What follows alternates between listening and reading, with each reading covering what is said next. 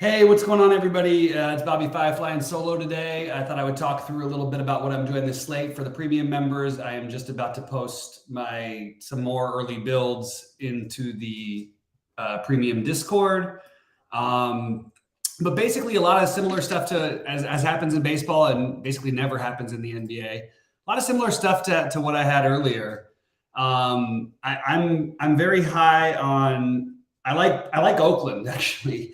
I like Arizona and Oakland. I like Atlanta and Texas. I like Seattle, and I like the Dodgers. And then I will be using pieces from Cincinnati, Colorado. I have a little bit of mini Cleveland, mini St. Louis, mini Toronto, but mainly it's going to be the Atlanta, Texas game, the Arizona, Oakland game, the Dodgers, and Seattle as my main stacks today. You guys fire on questions or thoughts anytime you want to while you go through everything. I'm going to just give out some of my ownerships right now. Right now, I've got 25% of each Wheeler and Bieber. I've got 25% of each Kershaw and Verlander, 25% Lance Lynn. No Jose Ramirez, bumped me onto him a little bit more. And then it gets to be a lot of teens. 13% Justin Steele, 15% Christian Javier, 15% Jordan Montgomery, 10% Luis Castillo, 10% Nick Pivetta as a get weird play, 10% Kevin Gausman. So I'm a little bit spread out at pitching. I think I said 50% Jordan Montgomery already. But I also have 7% of Brady Singer, just in some get weird plays. But for my big buy-ins, it's mostly going to be Bieber, Wheeler, Kershaw, Verlander. I do like Javier a little bit better on FanDuel. He's not going to be 40% owned. 2, he's really good when it comes to quality starts, although his actual leash may not be quite as long as some of the other guys, but he's had a quality start in 3 out of his last 4. The one he didn't, he pitched 5 2/3 and just barely didn't get there and needed that extra third of an inning against Philadelphia, forgivable against Philly. But I'm a little lower on Javier than everybody else is, obviously. I do like Gausman, but I feel like it's a little bit risky for the really high buy-in. So I put him in 1-222 on FanDuel. And Wheeler I have as my other guy on FanDuel as well at 9,400. Catcher, 25% Will Smith, 25% Carlos Perez, 10% Langoliers, 20% Raleigh, and 10% Jonah Heim. Let's see. Sorry, 12% Jonah Heim, 8% Sean Murphy. That's right. Misread that for a second. All right, first baseman.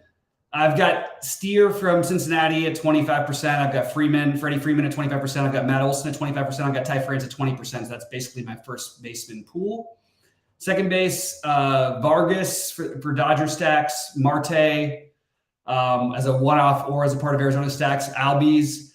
India's my highest owned, but again, don't have anything more than 4 Reds, and even those I've gotten different with both pitching and hitting alongside of those to make the 4-4s work.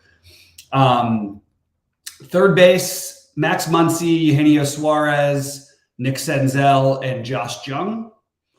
Shortstop, this is where it gets weird because I was having trouble spending up at shortstops because I'd much rather spend up in other spots. So it's a lot of J.P. Crawford. I also do like Seattle. I have an absurd amount of Matt McClain. I don't mind eating a little bit of chalk. You certainly don't need to do it. You could play. One thing I did is played a little bit of Arias from Cleveland instead as a pivot. He's 2,300. Just an interesting little pivot you can make over there. But the main ones for me are going to be Crawford and McClain with some Arias, Arcia, and some Atlanta stacks. And that's mostly what I'm using at shortstop. Outfield, Mookie Betts, cheap guys. I have a little Tommy Pham and Jake Bauers. I don't love it, but they're cheap. Love the A's guys. Rooker, Ruiz, Laureano has struggled this year, but I like this matchup for him. Like the Atlanta guys as well. Acuna, Michael Harris, Eddie Rosario. And then obviously the Klenic is one of my highest owned. And then you get the Cincinnati guys, Fraley, Will Myers being the 2 that I've got the most of over there. That's sort of my general outlook. Pop in baseball questions and thoughts. Say what's up when you get here, and I'll jump over to basketball for a little bit. before we get out of here. Large field GPP are the back half of the Reds Rockies line. No, you're not going to get different. No, I would say the answer to that for large field GPPs is absolutely not. Yes, they'll be lower owned than the front half of the lineup. Would I be doing that on this slate? No. It's also not like a great Coors hitting day. It's Coors, so they can always score a bunch of runs there, but it's not like an amazing day. I'm showing basically every player in that game. You're talking about like a ridiculous amount of chalk. Everybody's going to be above 10%. The only one who might not be is Casali at batting ninth is the other catcher for Cincinnati. Everybody will be double-digit owned other than that. There is no way I'm doing that as a full stack, none, zero. Unless if you did, you'd have to play two really weird pitchers just to have a chance. I think it's just crazy. Chalk games most likely to bust. I think Coors. It depends on what kind of busting you mean. Like people think, like they always talk about runs scored, and oh my god, I hated the lineup the Dodgers just put out. Ugh. I'm gonna have to reconsider my Dodgers after. I just don't love Jason Hayward batting third. I know he's had a little bit of a bounce back year, but it just feels so dirty to play Jason Hayward batting third. So wait, let me go back to your question. Sorry, Rich. Most likely to bust? Well, there's really only one chalk game, so I don't really know how to answer that question. Like nobody else is chalky enough for me to call them chalk. So it's only one game that you're asking about. Yeah, not really sure how. Of the highest owned players in the slate, the first 16 I have as in the Colorado-Cincinnati game. So other than that, do whatever the hell you want. I don't think you should be worrying about ownership outside of that game. If you want to get really low ownership, yeah, you can maybe fade Seattle. There's certainly a chance Seattle busts too. I think all of those are bustable, and that's where all the ownership is. It's going to be all Cincinnati and Colorado, and it's pretty much what it is. And I will basically be off of that game as far as full stacks go, and on that game for pieces. What's up, Nick? So basically a real quick rundown of I posted my bets and everything earlier today. In terms of tonight's basketball game, it's really going to be a lot of speculation. So like a guy like Jared Vanderbilt, who played 4 minutes in the last game and sort of got phased out of that series because Schroeder really did the job on Steph. I think that I would just rather, just believe that that's not going to necessarily be the case. Remember, Vanderbilt's played for Denver before. There is some familiarity. I do think the Lakers may try to use him on Jokic so they can keep Davis out of foul trouble and let him roam a little bit. So that's one thing I wanted to point out. A couple guys I really like that are going to be lower on the lower owned side. So I like the idea of the really thin Vanderbilt play. If you want to play Rui, that's totally fine with me too. But I'm going Vanderbilt tonight. Schroeder, but he's going to have some ownership. Really like Aaron Gordon. They're all going to have some ownership. And I just don't think this is the kind of game to get too cute at captain. I think your captain should be Jokic, Davis, Jamal Murray, potentially LeBron, but if you're going to get creative, I would say Aaron Gordon is the guy who Aaron Gordon or Michael Porter Jr. are the two guys I would use if I was going to get super creative. If you wanted to go super cheap with the captain so you could play all the other guys, maybe you could talk yourself into a Bruce Brown. I'm not really loving the non-chalky captains. It's just very hard without it being a blowout. And if it's a blowout, that still means that, some of these guys are going to get there. So Jokic, number one for me, Davis, number two, Murray, number three. That's going to be what the chalk is, and that's what I've got it as. If I had to get weird again, Aaron Gordon, Schroeder as a cheapo to get everybody in. Christian Braun is the really large field, like just play for the blowout, like just to throw it in the $20 and hope you can somehow get there with the rest of your guys. And Braun puts up like 10 or 15 fantasy points and nobody gets up more than 55, and you get all the guys who have 55. Then I think that's the way to go. Oakland and Arizona are not chalk. Coors in Atlanta. What does that mean popular to you? I don't understand any of this. they're not chalky at all. That's an incorrect definition of what those games are. I don't know why we can't just call something chalk without having like some sort of fine line put on it. So is like 2% chalky to you? Because I don't know what that means. Like that Arizona, Oakland, Texas, Coors. I don't know what that. They can't all be popular. That's simple as that. There's just simply no way with this game in Coors that all of those can be popular. Will they be maybe more owned than? Will you have some guys double digit owned? Yeah. Is that some reason to not play him? I don't have anybody in Atlanta projecting above 7%. I don't have anybody in Texas. Let's just find the Rangers here. I have nobody in Texas above 4%. So I don't know where you're getting the chalkiness from that. Not one player. That's the highest owned player, 4%. Let's see, Arizona, you're going to have some a little bit, nobody above 9%. And Oakland, I've got nobody above 6%. So none of those guys are popular. Who have I got winning the lottery? I don't understand the question, Matt. I went through my showdown stuff, so I think that question from Nick was probably before. Yeah, I still don't understand what that question is, Rich. It just doesn't, like, just because there's a potential to go off doesn't, everybody has potential to go off. I mean, the Cardinals had like the fourth lowest run total on the slate last night, and they scored 18 runs. So I honestly don't know how to answer the questions. So if we just say that not chalk, but who's going to fail? Everybody. Most likely, teams are much more likely to fail than go nuts. Oh, the NBA draft. I don't bet on things that have no reason, skill, rhyme, or reason. So I have no idea who's going to win it. I hope that, like, it's an interesting question. I really like it's like a, it's going to change the lives of whoever goes there. And I'm telling you right now, there are not that many sure things in all of these things all the time, like in the NBA. There is no question without like 5 major injuries. I don't even think just one would do it. Wembanyama is going to be he's not just going to be a star. There's a 0% chance he's not a superstar. 0%. I don't think there's any chance. I don't think there's 5 guys in the NBA that they wouldn't trade for him directly, almost one-on-one. I mean, maybe because of the team and situation. But like genuinely, if you took a random team that wasn't Boston and said, would you rather have Tatum for 12 more years or Wembanyama for 16? I think people are taking Wembanyama. That's how highly I think that's how good he is. Thanks, Rich. I appreciate it. I just couldn't figure out how to answer what it was. It's just like I don't know. I don't think about who's not going to succeed. I try to think of the teams that I like the best too. And I love the teams that you mentioned are the teams that I like the low ownership on. So I like the super low ownership on the A's, the low ownership on Arizona, although it's going to be Arizona, I think would be the next team after Cincinnati, Colorado, Seattle that would be owned. But I don't think it's enough to where you should avoid it. Who are you hoping wins, Matt? Who do you guys want to win the draft lottery? Let's take a quick look and see who we got here. NBA draft lottery.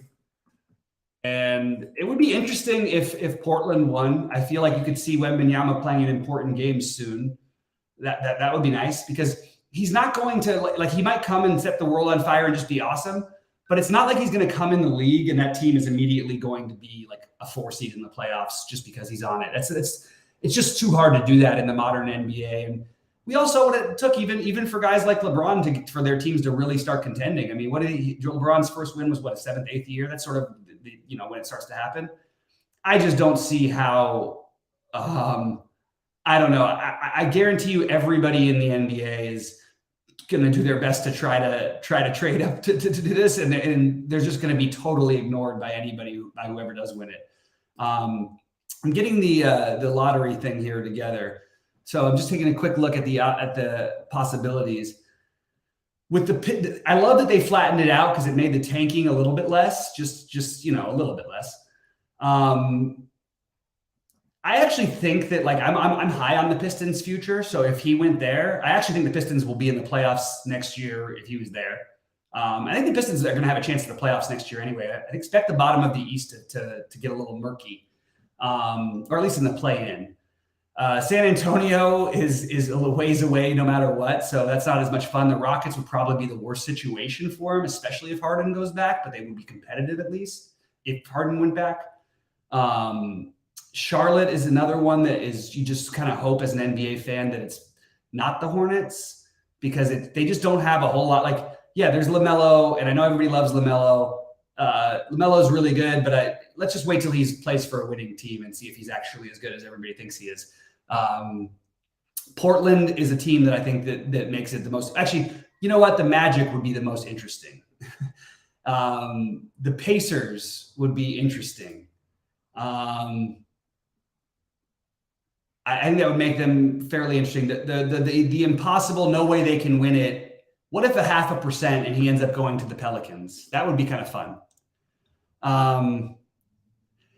Yeah, I don't really care about the market. I don't know why. It certainly wouldn't be good for the game if he goes to a small market. The Bulls are a real long shot one, and the Bulls don't have a chance. I don't think they have their pick, right? Yeah, they traded their pick to in the Vooch trade, right?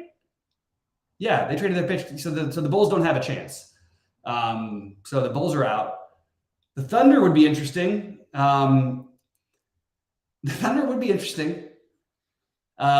For the Wizards' sake, you'd hope them, but like I mean, by far the most interesting would be Toronto or New Orleans, which both have virtually no chance of getting him. But of the teams that really have it, I would like to see, after everything Utah did and rebuilt and everything, it would be kind of fun if they just got there right away. But they're only 4.5%. It's going to be fun no matter what. Whoever wins, congratulations. I've got a lot of friends from Michigan. I've got a lot of ties there, so I'm gonna hope for Detroit a little bit. Yeah, Jamal Murray is. I don't know. I don't think he's underpriced. I think he's priced appropriately. But he's definitely it definitely feels like it could be a Jamal Murray series. Let's put it that way. So I'm totally good with Jamal Murray tonight. I do like him, and yeah. Anyway, fellas, it seems like we're probably drying up on stuff to talk about. So